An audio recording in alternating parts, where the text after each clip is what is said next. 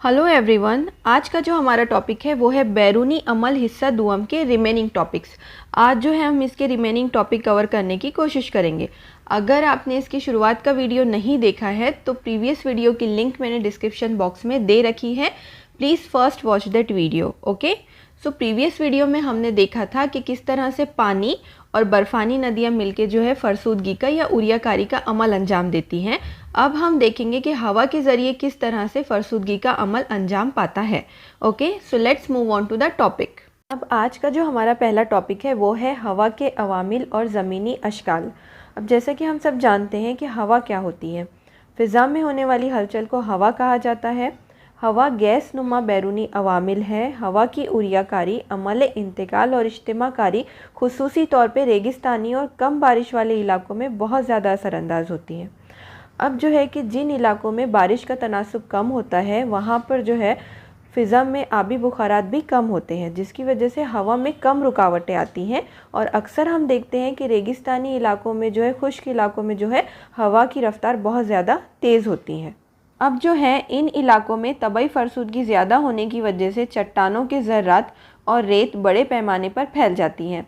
अब क्योंकि इन इलाकों में हवा की रफ़्तार बहुत ज़्यादा तेज़ होती है, इसलिए फरसूदगी का अमल भी बहुत तेज़ी से होता है और जो ज़र्रात होते हैं वो बड़े पैमाने पर मैदान में फैल जाते हैं। यहाँ बहने वाली हवा में रुकावट कम होती है।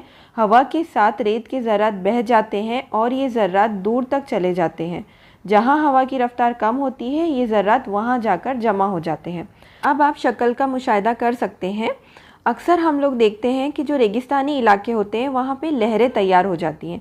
अब ऐसा इसीलिए होता है क्योंकि यहाँ पर हवा की रफ़्तार तेज़ होने की वजह से जो रेत के ज़र्रात हैं वो एक जगह से दूसरी जगह बह कर जाते हैं और जिन इलाकों में हवा की रफ़्तार कम हो जाती है वहाँ पर जाकर ये जमा हो जाते हैं, जिसकी वजह से जो है मैदानी इलाकों में लहरें तैयार हो जाती हैं। ठीक है, देखेंगे हवा की उरियाकारी और इज्तिमाकारी का अमल।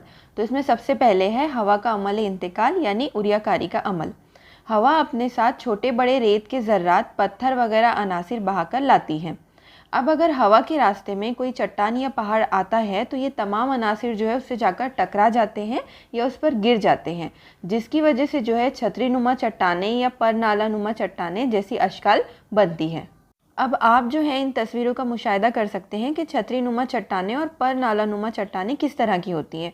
अब जो छतरी नुमा चट्टानें हैं उनमें ये होता है कि हवा का दबाव जो है नीचे की जानिब ज़्यादा होने की वजह से इन चट्टानों की फरसूदगी हो जाती है और ये ऊपर की जानिब से छतरी नुमा दिखाई देती हैं। ठीक है, और जो पर नाला नुमा चट्टानें होती हैं उन चट्टानों पर यह होता है कि जो रेत के ज़र्रात और पत्थर होते हैं उन चट्टानों से आकर टकराते हैं, जिसकी वजह से नाले नुमा शक्लें तैयार हो जाती हैं। इसलिए इन चट्टानों को पर नाला नुमा चट्टानें कहा जाता है। अब हमारा जो अगला टॉपिक है वो है हवा की इज्तिमाकारी।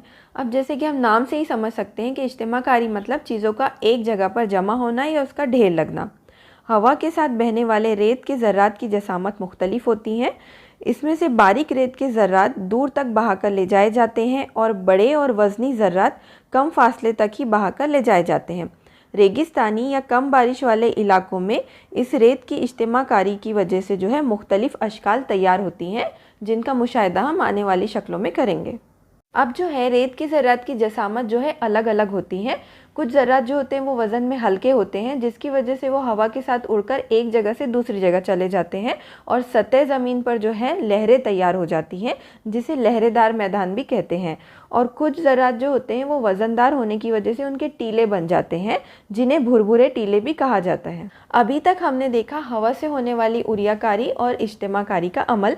अब हम देखेंगे समंदरी लहरों के ज़रिए होने वाली उरियाकारी और इज्तिमाकारी का अमल। ठीक है, हवा और मद्दोजज़र की वजह से समंदरी पानी में हलचल होती है, जिसकी वजह से लहरें किनारे पर आती हैं।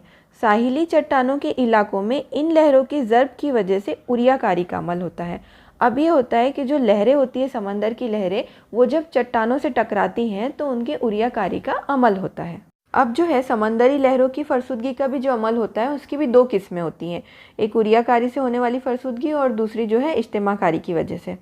अब लहरों के साहिल पर आकर टकराने के बाद पानी के साथ बहकर आने वाले पत्थर, गोल पत्थर, रेत वगैरह जैसी चीज़ें साहिल पर ज़ोर से टकराती हैं, जिसकी वजह से जो है साहिल की झीज हो जाती हैं। समंदरी लहरों की तबई और कीमियाई अमल की वजह से भी साहिल की झीज होती हैं। समंदरी लहरों की इस उरियाकारी की वजह से जो है साहिली चबूतरे, समंदरी गार, समंदरी टीले, समंदरी कमान वगैरह जैसी अशकाल बनती है।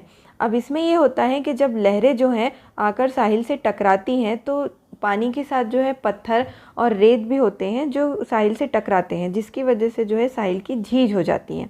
समंदरी लहरों में जो है तबई और कीमियाई अमल की वजह से भी साहिल की झीज होती हैं और मुख्तलिफ अशकाल तैयार होती हैं। अब आप जो है इन मुख्तलिफ अशकाल का मुशाहिदा तस्वीरों में कर सकते हैं कि किस तरह से रेत और पत्थर की जमा होने की वजह से समंदरी सुतून बनते हैं, कभी कमान नुमा शक्लें बन जाती हैं और कभी पत्थरों के ढेर की वजह से जो है समंदरी टीले और समंदरी गारें तैयार होती हैं। अब इसके बाद जो अगला टॉपिक है वो है समंदरी लहरों की इज्तिमाकारी।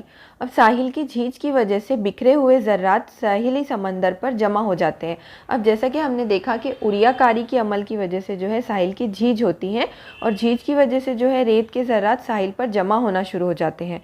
अब मद्दोजज़र की वजह से इन ज़र्रात का साहिल पर जमा होना और फिर साहिल से समंदर की तरफ हरकत करना जारी रहता है, ठीक है, जिसकी वजह से ये ज़र्रात एक दूसरे से टकराकर बारीक हो जाते हैं और इन ज़र्रात की इज्तिमाकारी कम लहरों के असर वाले इलाकों में होती है। जहाँ पर जो है लहरों का बहाव, लहरों का असर कम होता है, उन इलाकों में जो है इज्तिमाकारी का अमल होता है। अब जो है इस तरह की इज्तिमाकारी की वजह से जो है साहिली नमकीन झीलें, समंदरी टीले और रेत के साहिल जैसे अशकालें तैयार होती हैं, जिनका मुशाहिदा आप नीचे दी गई तस्वीरों में कर सकते हैं। अब इसके बाद हम देखेंगे ज़ेरे ज़मीन जमा होने वाले पानी की वजह से जो फरसुदगी का अमल होता है। ज़ेरे ज़मीन पानी के अवामिल और ज़मीनी अशकाल।